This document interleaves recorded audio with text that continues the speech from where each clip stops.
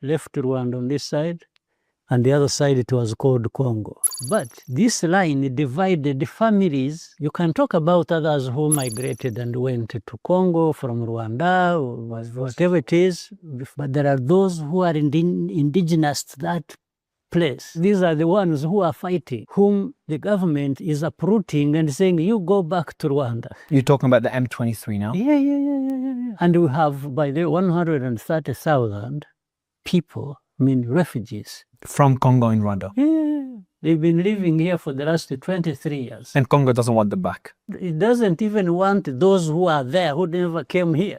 There was a leader in Rwanda who's very corrupt, supported by the US during Soviet Cold War era. Then the US withdrew its support. That was Mobutu. And then Kabila is the one that you supported, Francis Kabila, that took over power. And then Francis Kabila and you guys, your relationship broke down for whatever reason. And then there was multiple wars where Rwanda was involved. And then he was shot by his bodyguard. His son, Joseph Kabila, took over. Then there was an election, and we have today's leader. Congo, I feel, is like, it's not even a country anymore. It's just, as heartbreaking it is, it's just a land full of minerals that so many different people have their hands into that pot. You have a threat on your border. That threat still houses the FDLR, the same people that committed the genocide 30 years ago. They're still there on your border. Their goal is to replace you as president, replace the entire government right now, and to still get rid of Tutsis in Rwanda. So that's still their objective. And they're doing the same thing for Tutsis in Congo. Then there's the other argument of minerals. So the way I see it is there's all these different hands, some corrupt, some good, some bad, some of them committing horrendous crimes to get access to the minerals in Congo, because it's such a wealthy country. And there's no real way of doing business with Congo. You don't think the current government is doing the best job. They operate in a country that everyone wants it to be unstable, because that's how they get access to the minerals. And your end goal is for Congo to be stable, even more prosperous than you if that's possible, and to do business with Congo a peaceful way. But you're not able to reach a path to that. If you looked at the list of 100 entities, China, Europe, US, Canada, and so on, including all of us in the region, who are interested in minerals in the Congo, Rwanda would come as 100, would come at the bottom. But the situation is such that it has been made to look like the ones least concerned with the minerals have been the ones accused for the entire problem of these 100 who get billions and billions and leave nothing behind. So Rwanda has come to be the ones to absorb it.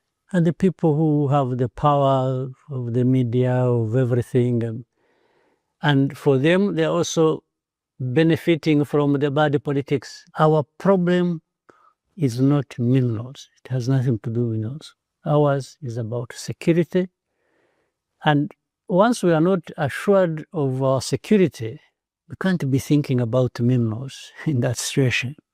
No, that would be the last thing on our minds. The second problem that combines with that, because of that history we said of the people, the Congolese of Rwandese origin, carved out by the border, the governments in Kinshasa all the time use this pretext.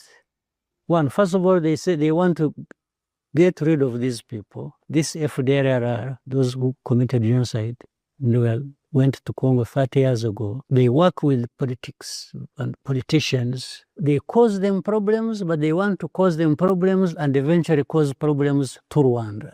Now, these are things we have discussed with everyone, whichever government that has come into Congo. So that includes Kabila, the one that you've helped get into power, and his son. And even Tshisekedi and Felix. What does Felix say? I know publicly he calls you Hitler and he says all these crazy things. I think his genocide ideology, like. Do you think so? He's that extreme? I think so. He is. Have you spoken to him privately often? I have spoken to him like 100 times before these problems.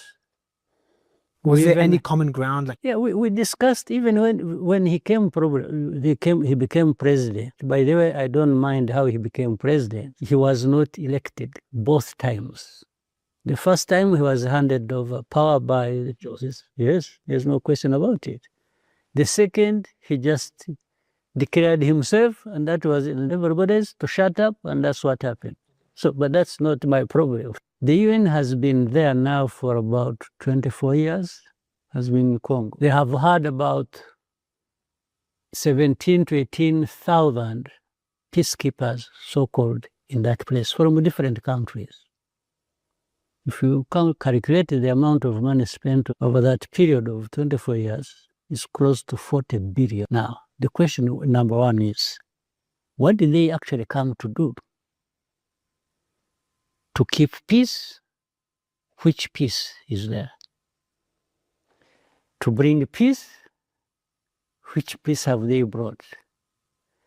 To solve the problem concerning Rwanda of security of these FDLR that have lived there for the last 30 years? Nothing. So why are they there? The only thing they did relating to this, they have over time repatriated some FDLR and their families. Back to Rwanda? Back to Rwanda. It's on record. It's recorded. The rest, I don't know.